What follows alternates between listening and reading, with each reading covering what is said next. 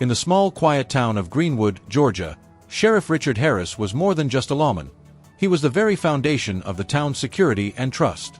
At 44, Sheriff Harris was respected by all. A devoted husband to Laura Harris and father of two, he seemed to embody the perfect family man. His family often attended church together on Sundays, hosted summer cookouts, and attended local parades, presenting an image of a stable, close-knit household. Greenwood wasn't a place for shocking news. It was the kind of town where people left their doors unlocked, and the most scandalous events involved high school football rivalries. The sheriff was the trusted figure that kept everything running smoothly. However, beneath this peaceful surface, Sheriff Harris was battling loneliness. His marriage to Laura had grown cold over the years. The passion that once fueled their love had faded, replaced by everyday routines. Laura was absorbed in their children's activities, local volunteering, and church events, while Richard found himself turning to work to fill the growing emptiness at home. One fateful spring afternoon in 2018, Sheriff Harris's life took a sudden turn. He was conducting a routine patrol near Greenwood High School when he was approached by Samantha Turner, a 16-year-old student. Samantha was known around town as a bright and charismatic teenager. She was ambitious and often dreamt of leaving Greenwood to pursue college in a big city, far from her strict parents who owned the local grocery store. Samantha approached the sheriff with questions about law enforcement as part of a school project, but the interaction quickly evolved into something more personal. Harris, intrigued by her energy and curiosity, found himself engaging in long conversations with Samantha well beyond what was necessary for a school project.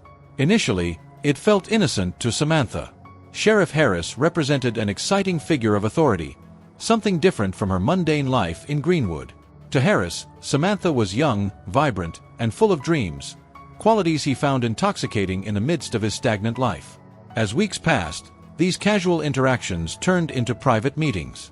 They would talk in secluded areas of the school grounds, behind the bleachers, or in the empty parking lot after dark. Harris told himself that these meetings were harmless, that they were just two people finding comfort in each other's company. But the truth was that lines were being crossed and boundaries shattered. The conversations took a more intimate turn. Flirty texts began to fill Sheriff Harris's phone, innocent at first, then increasingly suggestive. For Samantha, this relationship was thrilling, an adventure she had never experienced before. For Harris, it was a dangerous but irresistible escape from the routine of his life. The secrecy only fueled their desire. Their affair became physical one warm summer night in July. Harris had arranged a rendezvous at an abandoned cabin on the outskirts of Greenwood, a place he knew would be secluded and safe from prying eyes. From that night onward, their relationship became even more reckless, filled with passionate encounters, secret rendezvous, and constant lies. Despite the risks, Harris felt invincible, blinded by the thrill of the affair. But Greenwood was a small town, and secrets were hard to keep. Whispers began to circulate about the sheriff's unusual visits to the high school, his secretive behavior, and Samantha's sudden changes. Her grades began to drop, and she started skipping classes, raising suspicions among her teachers and classmates.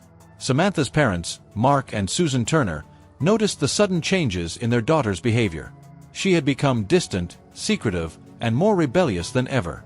One night, Samantha's mother found a series of flirtatious messages on her phone, sent by someone simply called R. Alarmed and suspicious, the Turners began to keep a closer eye on their daughter, though they still had no idea who R really was. Harris was well aware of the growing suspicions but couldn't bring himself to end the affair, blinded by the thrill of it all.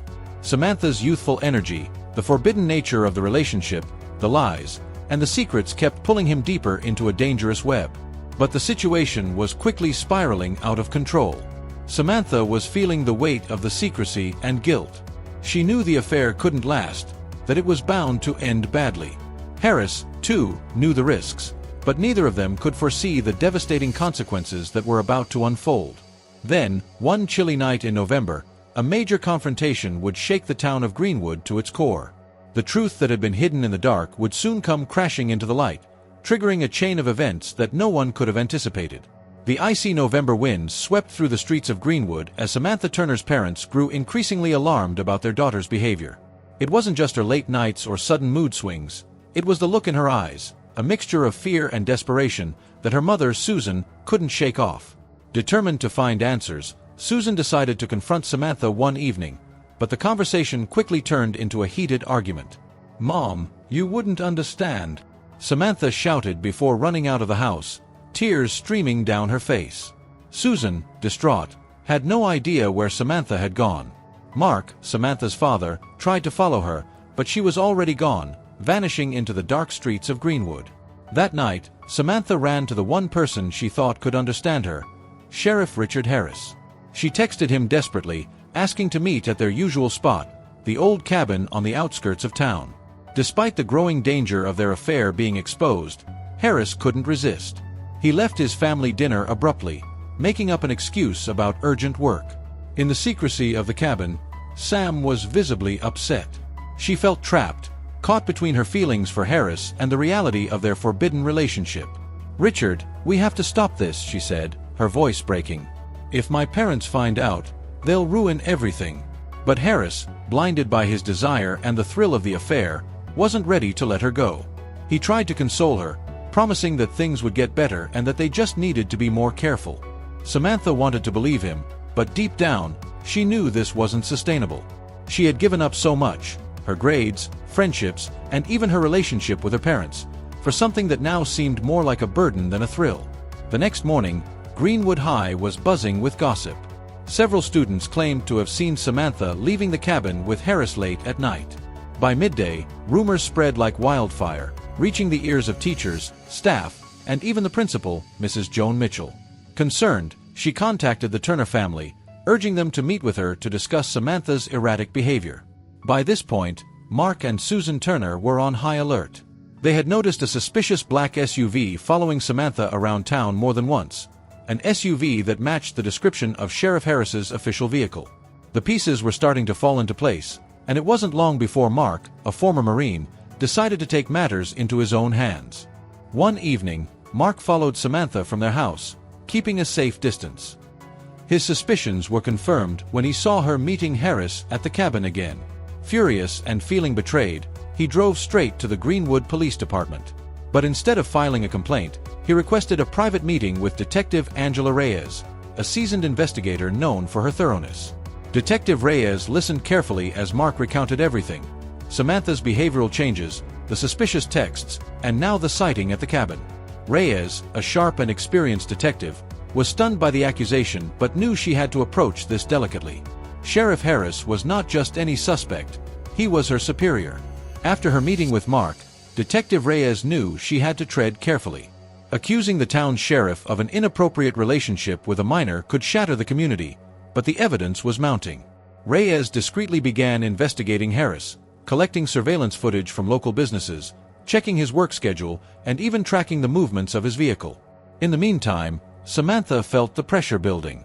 She was torn between her loyalty to Harris and her fear of her parents discovering the truth.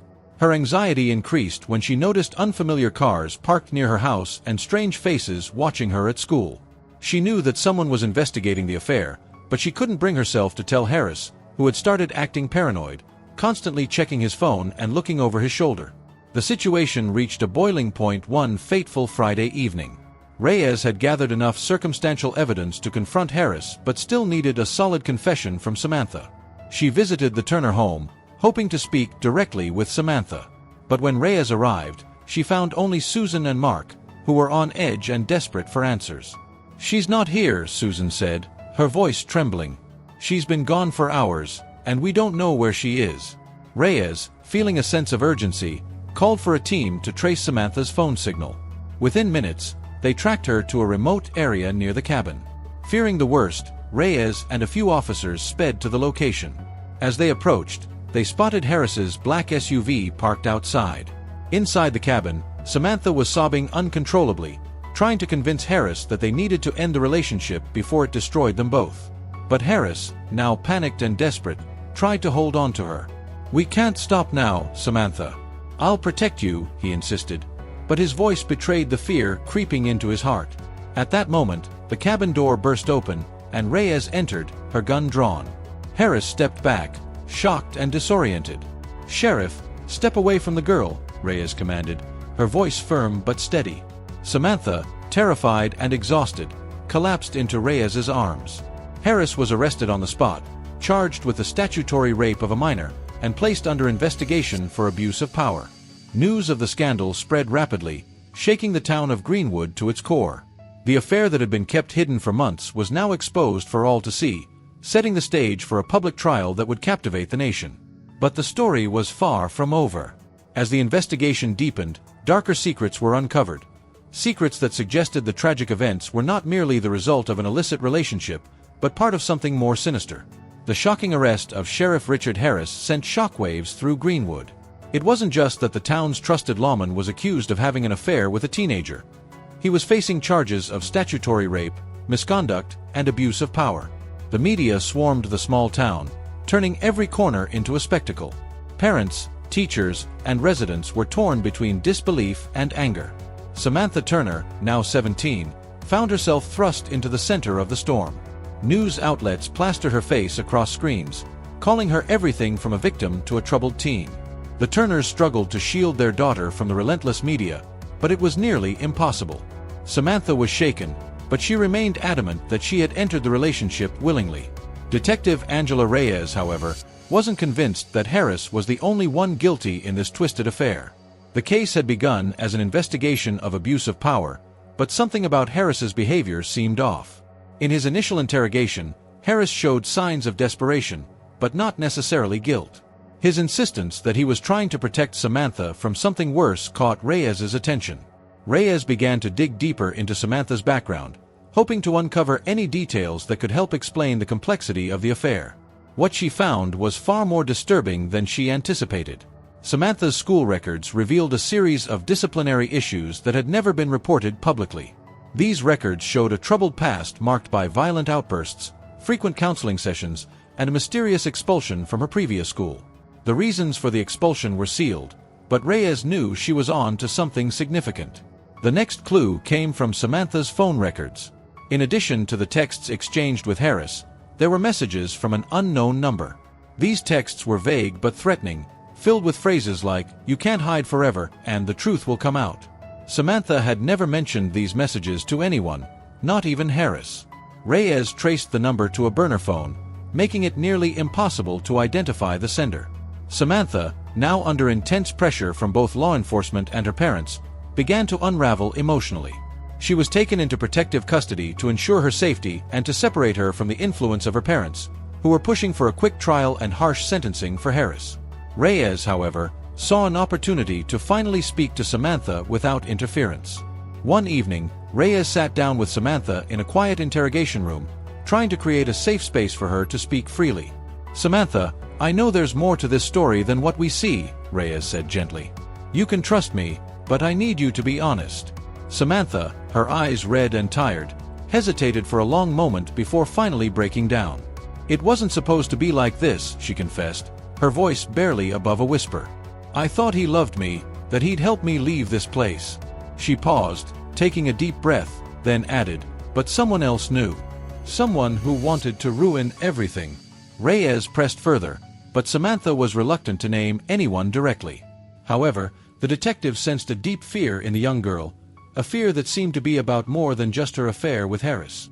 Reyes decided to focus on the mysterious texts, showing Samantha printouts of the threatening messages. Samantha's face went pale as she recognized them. "I never told Rich about these," she admitted.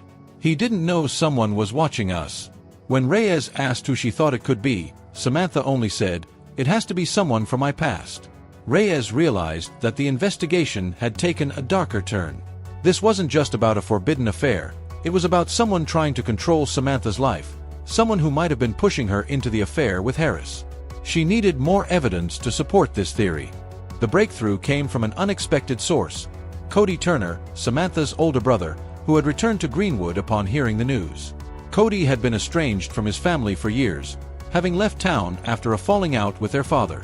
He had a reputation for being reckless, but Reyes believed he might hold key information about Samantha's past. When Reyes questioned Cody, she found him surprisingly cooperative. "Samantha was always in trouble," Cody said bluntly, "but it wasn't always her fault. She got mixed up with some bad people before we moved here." He paused, looking hesitant, before revealing that Samantha had been involved with a dangerous gang at her previous school, something their parents had tried to cover up to protect her reputation.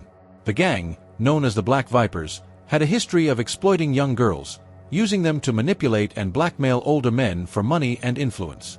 Cody admitted that he had cut ties with the family to avoid being dragged into Samantha's problems, but now he was back to help her, insisting that she was more of a victim than people realized.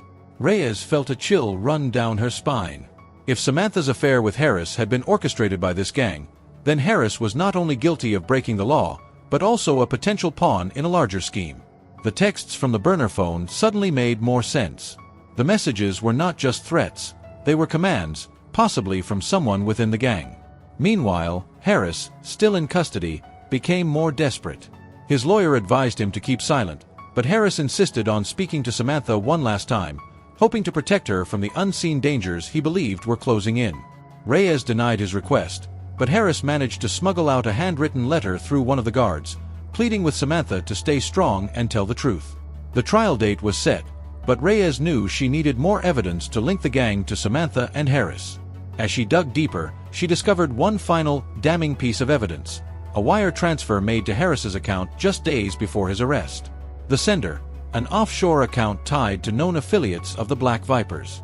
This wasn't just an affair gone wrong, it was a well-planned operation that had used Harris and Samantha for darker purposes. The trial was fast approaching, and Reyes had to decide: was Harris the true villain, or was he merely a puppet in a larger, sinister game? As the story unraveled further, Samantha's safety was in question, and the real masterminds behind the affair were getting dangerously close. As the trial of Sheriff Richard Harris drew closer, tensions in Greenwood reached a boiling point. The courtroom was packed with townspeople, journalists, and those who simply wanted to witness the outcome of a scandal that had consumed their quiet community. The trial was set to be explosive, with Samantha Turner expected to testify, making her the centerpiece of the case. Harris faced charges of statutory rape, abuse of authority, and obstruction of justice. His defense team portrayed him as a man who had fallen prey to a well-orchestrated plot driven by manipulation rather than malice. They argued that he was more a victim of his own vulnerability than a predatory villain, hinting at Samantha's past involvement with a gang that had used her to entrap him. Detective Angela Reyes knew that the courtroom battle would be brutal. Despite gathering substantial evidence against Harris, there were still gaps that needed to be filled. She was determined to expose the true extent of the conspiracy, not just focus on Harris's moral failings. The trial began with the prosecution painting a damning picture of Harris as a corrupt sheriff who had abused his position of power to pursue a sexual relationship with a vulnerable teenager. They presented the text messages, secret meetings, and testimonies from witnesses who had seen Harris and Samantha together. Samantha took the stand, visibly shaken but determined to tell her story. With a mix of shame and regret, she admitted to being involved in the affair but claimed that it had started out of mutual affection. However, as the defense team began their cross-examination, Samantha's version of events started to shift. The defense presented Samantha's school records, revealing a history of deception, expulsion, and gang connections. Harris's attorney pressed her about the threatening messages she had received from the unknown number. Samantha hesitated but eventually broke down, admitting that she had been pressured by the Black Vipers, a gang she had tried to leave behind. "They told me if I didn't go along with it, they'd hurt my family," she confessed, her voice cracking. This revelation stunned the courtroom. The trial, once focused solely on Harris's crimes, now took a darker turn. The judge ordered a recess, and Reyes seized the moment to meet with Samantha privately. "Samantha, you have to be honest about everything," Reyes urged. "If you don't, they'll win, and you'll be blamed for something much bigger than this affair."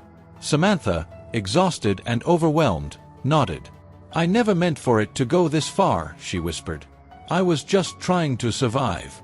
When the trial resumed, Reyes was allowed to testify about her findings linking the wire transfer to Harris's account from a known associate of the Black Vipers. This evidence suggested that the gang had not only manipulated Samantha but had also lured Harris into a trap. The gang's motives appeared clear: to blackmail Harris using the scandal to gain leverage over local law enforcement. The defense used this twist to shift the focus of the trial, arguing that Harris's actions were a result of coercion and manipulation by a criminal organization. They claimed that Harris, while guilty of making morally reprehensible decisions, was not the true villain but a pawn in a larger scheme. The prosecution, however, maintained that Harris was still responsible for engaging in a relationship with a minor, regardless of the circumstances. They argued that, as an experienced lawman, he should have known better, even under pressure. The trial reached a critical moment when Harris himself took the stand. With tears in his eyes, he apologized to the court, the town, and his family. "I made a terrible mistake," he admitted. "But I did it because I believed I could protect Samantha from something far worse. I was wrong, and I regret it more than anyone can know." His testimony swayed some of the jury, but others remained skeptical. Was Harris genuinely trying to protect Samantha, or was he simply trying to save himself from a harsher sentence? As the trial neared its conclusion, Reyes made one last effort to strengthen the case against the gang. Working with cybercrime specialists, she managed to trace the burner phone used to send Samantha the threatening messages. The owner was identified as Vincent Viper Morales, the gang leader responsible for orchestrating the entire plot. The final day of the trial was filled with suspense. The prosecution presented evidence that Morales had a history of targeting young girls to manipulate older, influential men. Samantha's involvement, they argued, was not entirely voluntary. She had been coerced into the relationship by Morales' threats. The jury deliberated for hours, weighing the complexity of the case. The town of Greenwood held its breath, waiting for the verdict that would determine not just Harris's fate, but also the town's sense of justice. Finally, the jury returned. Harris was found guilty of statutory rape and abuse of power, but was acquitted of the more severe charge of conspiracy, given the new evidence of gang coercion.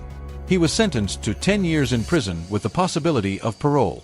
The judge acknowledged the role of the gang in the situation, but emphasized that Harris's position as sheriff demanded a higher standard of behavior. Samantha was placed in a witness protection program, her identity altered to protect her from the gang's reach. She would later testify in a federal investigation against the Black Vipers, helping to bring down key members, including Morales. As the courtroom cleared, Reyes watched Harris being led away in handcuffs. It was a bittersweet victory. Justice had been served, but the damage to Greenwood's trust was immense. Samantha, though physically safe, was left with deep scars that would take years to heal. The town, once known for its simplicity and peace, was now marked by a story of betrayal, corruption, and crime.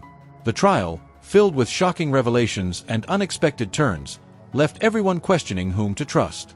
The sheriff's secret affair had not just ended in disgrace, it had revealed a darker side of human nature, one where love, power, and manipulation collided in devastating ways.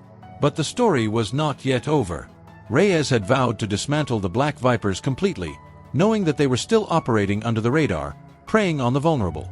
The case of Richard Harris and Samantha Turner had closed, but the battle against the true villains had only just begun. The trial of Sheriff Richard Harris became a national sensation. Crowds gathered outside the courthouse while reporters swarmed for the latest updates on the scandal. Inside, the atmosphere was tense as both the defense and prosecution prepared to present their cases.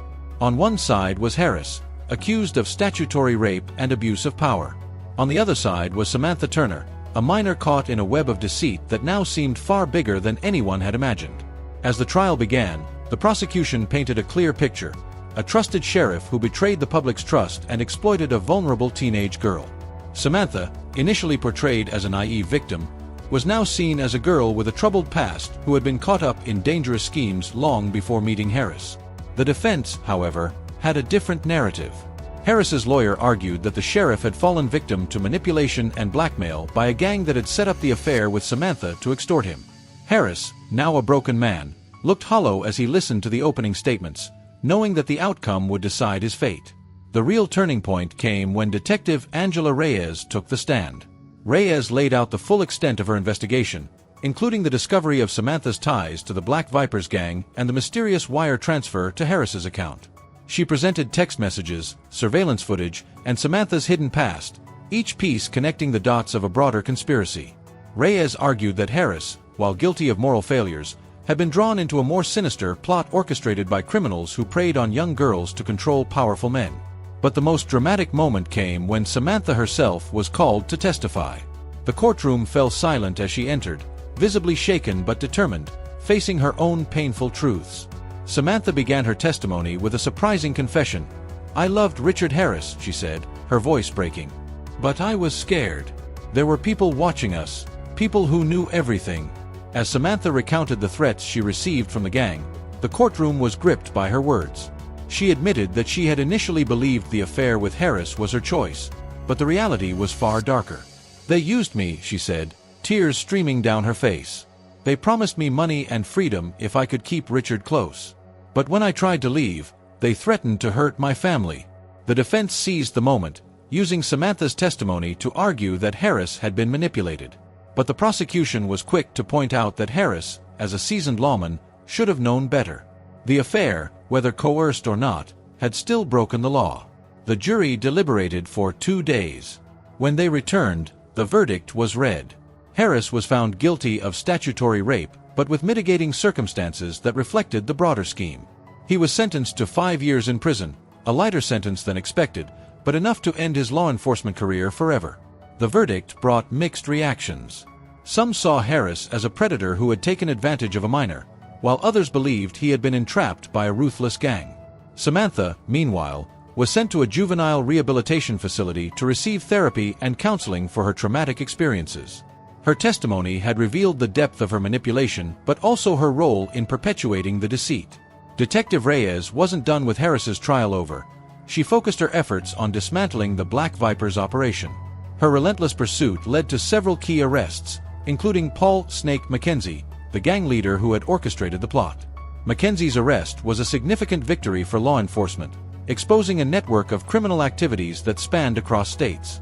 But the scars in Greenwood ran deep. The once peaceful town was now marked by betrayal, lies, and loss. Harris's wife, Laura, filed for divorce, unable to forgive the deceit. Samantha's parents, Mark and Susan Turner, faced judgment from the community, struggling to accept their daughter's choices and the danger she had brought into their lives. In the final days before Harris's imprisonment, he wrote a letter to Reyes. It read, "I made a mistake, a terrible one. I take responsibility for my actions, but I hope you see the truth. I was played, and so was she. I only wanted to protect her, but I failed. I hope someday you can find the real people behind this, so others don't suffer the same fate." As the dust settled, Detective Reyes reflected on the case, a tale of forbidden love, corruption, and the dark consequences of deception. Samantha Turner had been caught between innocence and manipulation, while Sheriff Harris had paid dearly for his choices. The Black Vipers were weakened but not gone, and Reyes knew that the fight against such gangs would be long and dangerous. But one thing was clear: the truth, however painful, had finally come to light. As the small town of Greenwood tried to move forward, the lingering memory of Harris's affair and Samantha's tragic entanglement served as a haunting reminder of the price of hidden secrets.